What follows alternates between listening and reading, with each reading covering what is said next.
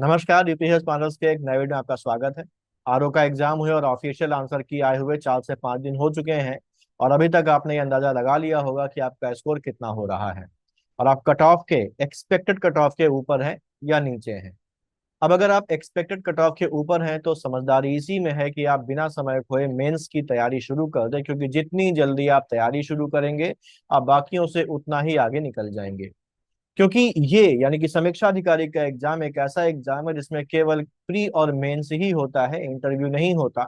तो आप प्री की बाधा पार कर चुके हैं और अब आपके और इस डेप्यूटेड ड्रीम जॉब के बीच में केवल मेंस का एग्जाम ही बचा हुआ है। ये जो मेंस का एग्जाम है इसी में आपको असली कंपटीशन देखने को मिलेगा, इसलिए आपकी जो तैयारी है वो पक्की होनी चाहिए, मजबूत होनी चाहिए। अच्छी तैयारी के लिए जरूरी है कि हमें पता हो कि हमें क्या और कहाँ से पढ़ना है।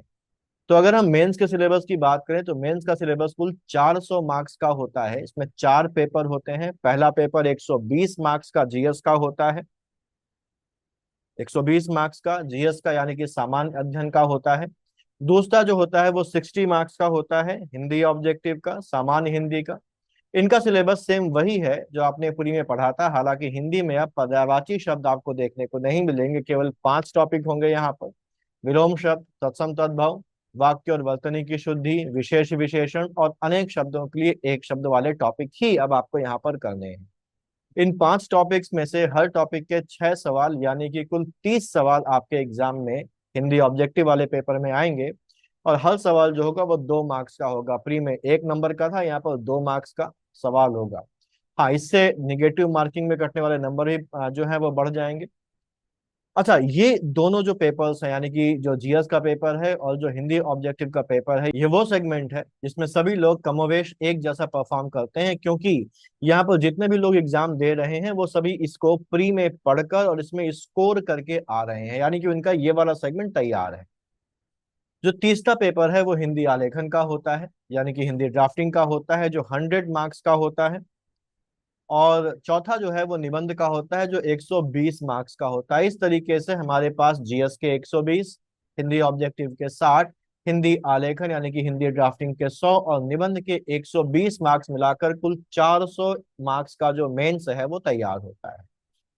मेंस का सिलेक्शन और जो रैंकिंग है उसको हम ऐसे ही बोल सकते हैं कि समीक्षा अधिकारी के एग्जाम में जो फाइनल सिलेक्शन होता है उस सिलेक्शन के साथ साथ आपकी जो रैंकिंग है उसको डिसाइड करने में जो सबसे बड़ा कंट्रीब्यूशन होता है वो आपका हिंदी ड्राफ्टिंग यानी कि आलेखन वाला पेपर और जो निबंध वाला पेपर है उसका होता है।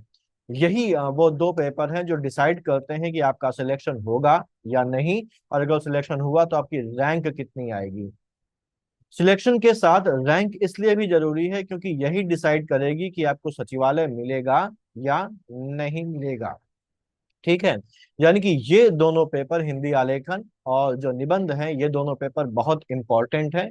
और सबसे ज्यादा मार्क्स की जो वेरिएशन है वो भी इन्हीं पेपर्स में देखने को मिलती है।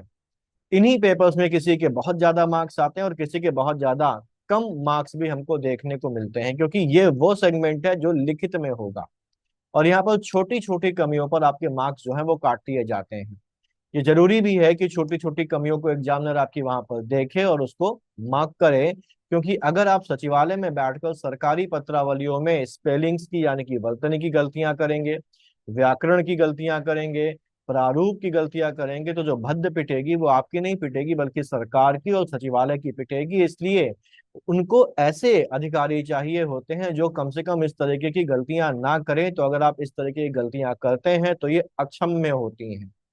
और इसीलिए आयोग का एक सख्त निर्देश होता है एग्जामिनर्स को कि इस तरीके की गलतियों को बर्दाश्त ना किया जाए। और यही कारण है कि बहुत से बहुत मेहनत करने वाले लोग भी सही गाइडेंस के एब्सेंस में इन गलतियों को पकड़ नहीं पाते और मेंस को वो क्लियर नहीं कर पाते हैं, हाड़ तोड़ मेहनत करने के बावजूद भी। खैर, हम लोग अभी इन 2 पेपर्स के सिलेबस और क्या कहाँ से पढ़ा जा सकता है उसकी बात कर लेते हैं। फिलहाल आज के इस वीडियो में हम लोग बात करेंगे हिंदी आलेखन की। जो हिंदी आलेखन है हम लोगों ने देखा कि ये 100 मार्क्स का होता है और इसमें 5 सेगमेंट होते हैं, आपको स्क्रीन में दिखाई पड़ रहा होगा।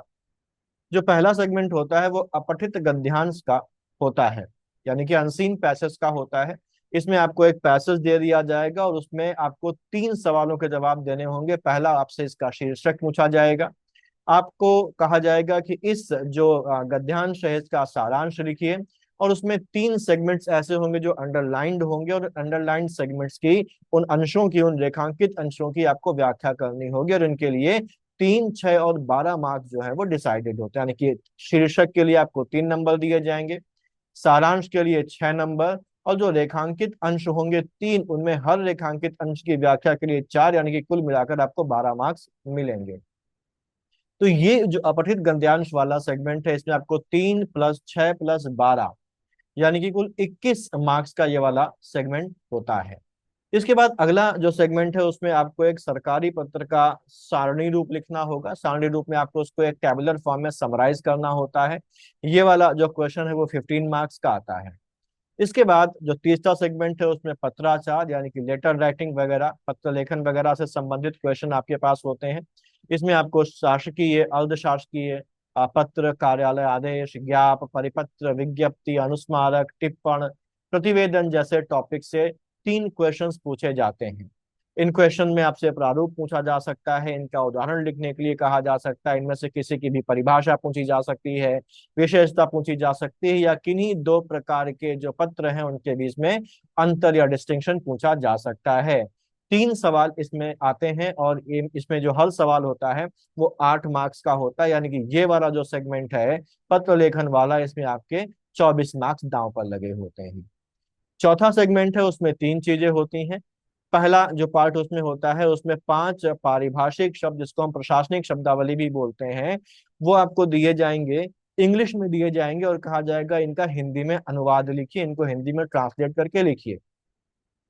इसके साथ ही साथ 5 प्रशासनिक शब्दावली के या पारिभाषिक शब्द आपको हिंदी में देके रखे जाएंगे, और कहा जाएगा कि इनको इंग्लिश में ट्रांसलेट करके लिखिए। ठीक, यानी कि कुल 10 शब्द होंगे, जिसमें से 5 को इंग्लिश से हिंदी में ट्रांसलेट करना होगा, और 5 को हिंदी से इंग्लिश में ट्रांसलेट करना होगा, और हर के 2 मार्क्स होंगे, यानी कि कुल यहाँ पर आपको 20 मार्क्स यहाँ पर मिल सकते हैं। इसी सेगमेंट में हमारे पास मुहावरे और लोकोक्तियां भी होती हैं, जिनमें 5 मुहावरे या लोकोक्तियां आपके पास आएंगी, जिनके आपको अर्थ बताने होंगे, और साथ ही साथ उनका सार्थक वाक्य प्रयोग करना होगा, और यहाँ पर भी आपको जो 10 मार्क्स हैं वो मिल सकते हैं। पांचवा सेगमेंट कंप्यूटर ज्ञान से संबंधित है, इसमें कुल 10 अंक होते हैं। अब यहाँ पर इन 10 अंकों में सवाल कैसे पूछे जाएंगे, ये वेरिएट होता रहता है। यहाँ पर 2-2 मार्क्स के 5 क्वेश्चन भी पूछे जा सकते हैं, या शॉर्ट नोट टाइप क्वेश्चन भी पूछे जा सकते हैं, जो 2 नंबर से ज्यादा के हो सकते हैं। ठीक है, ये अलग अलग तरीके से अलग अलग सालों में पूछा जाता है। अभी देखे तो 2-2 मार्क्स के पूछे जा रहे हैं पिछले कई सालों से। अब इन 5 सेगमेंट में से अगर देखा जाए तो केवल जो पत्राचार यानी कि जो पत्र लेखन है, और जो सारणी रूप है, उसमें से ही आपको 39 अंक के सवाल आ रहे हैं। यानी कि 24 नंबर का जो है वो आपका पत्र लेखन से है, 15 नंबर का आपका सारणी है, जो बेसिकली पत्र लेखन का ही एक सेगमेंट है। तो यहाँ पर अगर थोड़ी सी प्रैक्टिस कर ली जाए तो यहाँ अच्छे अंक जो है वो पाए जा सकते हैं। प्रारूप की, वर्तनी की और ग्रामर यानी कि व्याकरण की गलती ना की जाए तो कभी कभी इनमें फुल मार्क्स तक देखने को मिलते हैं, लोगों को फुल मार्क्स भी यहाँ पर मिले हैं। लेकिन देखने में अक्सर ये आता है कि जो मेजोरिटी है वो इसी पार्ट में सबसे ज्यादा कंफ्यूज रहती है, इसी पार्ट में सबसे ज्यादा गलतियां करती हैं, और इसमें उनकी उतनी ज्यादा गलती नहीं है जितने की मटेरियल की है, क्योंकि हर जगह दिया गया फॉर्मेट अलग है। किसी किताब में कुछ और दिया है तो किसी दूसरी किताब में कुछ और तरीके से फॉर्मेट देके रखा गया है। इसलिए हमें पता होना चाहिए कि हर पत्र का या सारणी का जो मानक या स्टैंडर्ड फॉर्मेट है वो क्या है। अक्सर ये भी देखने को मिलता है कि बहुत से लोग जो है वो किताबों पर भरोसा ना करके सरकारी वेबसाइट में जाते हैं, और सरकारी वेबसाइट में जो सरकारी पत्र पब्लिश हुए होते हैं उनको वहां से डाउनलोड कर लेते हैं, और ये मानते हुए कि ये जो प्रारूप है वो सरकार के द्वारा इस्तेमाल किया जा रहा है, सरकारी मंत्रालयों या विभागों के द्वारा इस्तेमाल किया जा रहा है, तो इसलिए ये तो प्रमाणिक होगा ही होगा, और उसको आधार मानकर उससे तैयारी शुरू कर लेते हैं कि ये सबसे प्रमाणिक है। लेकिन ये बहुत बड़ी गलती है। किसी भी चीज के मानक फॉर्मेट में, स्टैंडर्ड फॉर्मेट में और प्रचलित फॉर्मेट में बहुत अंतर हो सकता है। आपको इन सरकारी वेबसाइटों में जो विभागों या मंत्रालयों में इस्तेमाल होने वाले पत्र दिखते हैं वो इनका स्टैंडर्ड फॉर्मेट नहीं होता है, बल्कि इनका प्रचलित रूप है, जो बेस्ड तो बेसिकली स्टैंडर्ड पर ही होता है, लेकिन विभागीय जरूरतों, विभागीय सहूलियतों के लिए उनमें कुछ चेंजेस होते जाते हैं समय के साथ साथ। और इस वजह से वो स्टैंडर्ड फॉर्मेट से अलग हो जाते हैं, और कभी कभी ये चेंजेस या डेविएशंस इतने ज्यादा हो जाते हैं कि ये स्टैंडर्ड फॉर्मेट से बिल्कुल ही अलग हो जाता है। ठीक। तो अगर आप एक ही पत्र को अलग अलग विभागों में भी देखेंगे तो आपको वहां पर प्रारूप में अंतर देखने को मिलेगा। फॉर एग्जाम्पल सरकारी पत्र या शासकीय पत्र आप किसी एक विभाग का उठा लीजिए, और उसी शासकीय पत्र को आप किसी दूसरे विभाग का उठा लीजिए, तो आप देखेंगे कि एक विभाग में उसको लिखने का तरीका कुछ और है, उसका फॉर्मेट कुछ और है, और दूसरे विभाग या मंत्रालय में उसे किसी और तरीके से लिखा जा रहा है। तो इस पूरी बात का जो लब्बो लुआब है वो ये है कि हमें एग्जाम में प्रचलित फॉर्मेट नहीं लिखना है, बल्कि हमको एक स्टैंडर्ड फॉर्मेट लिखना है, हमको मानक फॉर्मेट लिखना है। इसलिए हमको मानक फॉर्मेट या स्टैंडर्ड फॉर्मेट ही तैयार करना होगा इन सभी लेटर्स का, और जो सारणी रूप है उसका भी। और उसी की हमको बार बार प्रैक्टिस करनी होगी। हम दुनिया भर की सरकारी वेबसाइटों से और जो नॉन स्टैंडर्ड बुक्स हैं उनसे पत्रों को लेकर उनसे पढ़ने की भूल ना करें, वरना एग्जाम में हमारा बड़ा नुकसान हो जाएगा। जैसा कि मैंने पिछले वीडियो में भी कहा था कि कोशिश करें कि किसी अनुभवी सीनियर या किसी मेंटोर की मदद लें, जो आपकी छोटी छोटी कमियों को पकड़े, जैसे फॉर्मेट में होने वाली कमियां, वर्तनी में होने वाली गलतियां, और आपको ये बताए कि कहाँ पर सुधार की जरूरत है, जिससे कि आप उन्हें समय पर सुधार सकें और बाकियों से आगे निकल सकें। क्योंकि कई बार हमें पता ही नहीं होता है कि हम कहाँ पर गलती कर रहे हैं, और एग्जाम में हम वही गलतियां दोहरा के चले आते हैं। ध्यान रखिए, केवल फॉर्मेट को याद कर लेने से, फॉर्मेट को रट लेने से काम नहीं चलने वाला। हमको बहुत सी छोटी छोटी बातों को ध्यान में रखना होता है। किसी भी सेंटेंस की शुरुआत, किसी भी लाइन की शुरुआत उस फॉर्मेट में कहाँ से होनी है, कहाँ पर खत्म होनी है, ये बारीक चीजें हैं जो हमको किताबों में नहीं मिलेंगी, ना ही हम अपने आप उनमें आप पारंगत हो पाएंगे। और अगर कोई गलती कर रहा है तो हम उसको पकड़ भी नहीं पाएंगे। जैसे अगर हम इसमें देखें यहाँ पर, तो यहाँ पर देखिए ये एक फॉर्मेट है, और इस फॉर्मेट में आपको देखने को मिलेगा कई सारे यहाँ पर कमेंट्स किए गए हैं। जैसे यहाँ पर विषय लिखा हुआ है। अच्छा, ये अर्धशासकीय पत्र का फॉर्मेट है, और अर्धशासकीय पत्र में विषय के बारे में कई सारी बातें होती हैं। कुछ लोग कहते हैं विषय लिखा जा सकता है, कुछ लोग कहते हैं विषय नहीं लिखा जा सकता है। तो ये वो वाला लेटर है जिसमें विषय को अर्धशासकीय पत्र में लिखा गया है। यहाँ पर देखिए विषय लिखा गया है, और विषय की जो पोजीशन है वो यहाँ पर गड़बड़ है। विषय की पोजीशन क्या होनी चाहिए? फॉर्मेट तो ठीक है, लेकिन पोजीशन गड़बड़ है। जब हम ऊपर नाम लिखते हैं और पदनाम लिखते हैं, तो यहाँ पर इसके ठीक बीच से जो है, यहाँ से विषय की शुरुआत होनी चाहिए। यहाँ पर प्लेसिंग थोड़ी सी आगे से हो गई है। कितनी जगह छोड़नी है हमको पता होना चाहिए, एग्जैक्ट प्लेसिंग चीज की होनी चाहिए। फिर यहाँ पर हम लिखते हैं प्रिय श्री महोदय, और जब प्रिय श्री महोदय हम लोग लिखते हैं, तो अगली लाइन जो शुरू होती है वो जहां पर प्रिय श्री महोदय खत्म होता है उसके ठीक बाद से शुरू होती है, उसके नीचे से शुरू होगी। हम उसके पहले या हम उसके बाद से शुरू नहीं कर सकते हैं।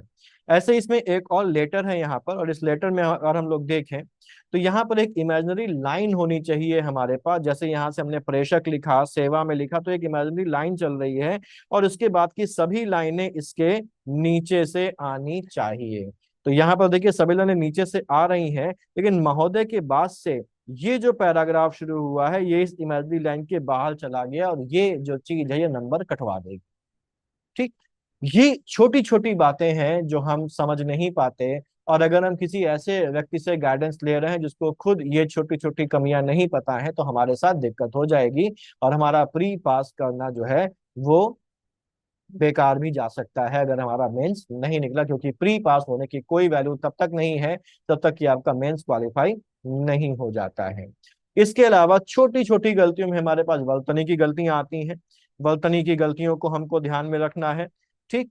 वर्तनी की गलतियों के साथ साथ हमको ये भी ध्यान में रखना है कि अगर हम कोई प्रेजेंटेशन कर रहे हैं, जैसे हमको यहाँ पर अंतर लिखना है, ये क्वेश्चन अंतर का है, इसमें अंतर हमको लिखने हैं। तो जो वाक्य विन्यास है वो वाक्य विन्यास ठीक होना चाहिए, वो वाक्य विन्यास ऐसा होना चाहिए कि समझने में आसान हो। तो देखिए यहाँ पर इसकी वाक्य संरचना सही नहीं है। कई सारे पॉइंट्स अगर किसी चीज में है और हमको उसमें सीमित पॉइंट लिखने हैं, तो हमको ये पता होना चाहिए कि कौन से पॉइंट्स ऐसे हैं जो लिखने जरूरी हैं। और अगर हमको सीमित पॉइंट लिखने हैं तो उन सारे पॉइंट में से कौन से पॉइंट्स मोस्ट इंपॉर्टेंट है, जिनका मेंशन करना जरूरी होता है, जिनको बिल्कुल भी ओमिट नहीं किया जा सकता। ये जो छोटी छोटी बातें हैं प्लेसिंग की, केवल फॉर्मेट याद कर लेना, रट लेना ही पर्याप्त नहीं होता। ठीक है, मुझे लगता है कि आप इस बात की गहराई को समझ रहे होंगे। ठीक। तो ये तभी होगा जब आप किसी अनुभवी सीनियर की शरण में जाएंगे। उससे अपने आंसर्स को, अपने जो लिखाई हुई चीजें हैं उनको एवेल्युएट करवाएंगे, या किसी मेंटोर के पास जाएंगे जो जानकार होगा, वही आपकी इन गलतियों को पकड़कर आपको बता पाएगा, और तभी आप इन गलतियों को सुधार पाएंगे और यहाँ पर अच्छा परफॉर्म कर पाएंगे। ध्यान रखिए, एक नंबर भी अगर किसी गलती की वजह से आपका कट गया तो हो सकता है वही एक नंबर आपके सिलेक्शन को खा जाए, या वही एक नंबर आपका सिलेक्शन के बाद आपकी रैंकिंग को कम करवा दे। तो ये ध्यान रखना है।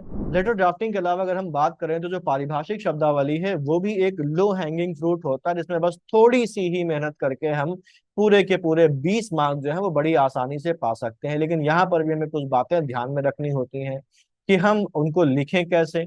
अगर हम हिंदी से इंग्लिश में ट्रांसलेट करके लिख रहे हैं तो ट्रांसलेट करने के बाद जो शब्द हमने वहां पर लिखा है वो हम स्मॉल लेटर में लिखें या कैपिटल लेटर में लिखें, वगैरह वगैरह जैसी बातें हमको यहाँ पर ध्यान रखनी है। अगला सेगमेंट मुहावरे और लोकोक्तियों का होता है, जिसमें पूरे अंक पाने के लिए वाक्य प्रयोग वाले पोर्शन में हमें ध्यान देना होता है। वाक्य प्रयोग में हमें यह ध्यान देना होगा कि हमारा जो वाक्य प्रयोग है वो किताबी ना हो। वाक्य प्रयोग ऐसा हो जो उस मुहावरे या उस लोकोक्ति का पूरा अर्थ प्रकट कर दे, भले ही हमको उसके लिए 2 या 3 लाइन में उसको कंप्लीट करना पड़े। अगर आप सटीक अर्थ लिखते हैं, सार्थक वाक्य प्रयोग करते हैं और कुछ खास बातों का ध्यान रखते हैं तो यहाँ पर भी आप पूरे अंक पा सकते हैं। एक चीज यहाँ पर हम लोगों को देखने को मिलती है कि अक्सर लोग वाक्य प्रयोग वाले पोर्शन में बिल्कुल चलता हुआ वाक्य प्रयोग कर देते हैं, जिससे कि जो एग्जामिनर है वो उनको ठीक मार्क्स वहां पर नहीं देता, क्योंकि वो संतुष्ट नहीं होता।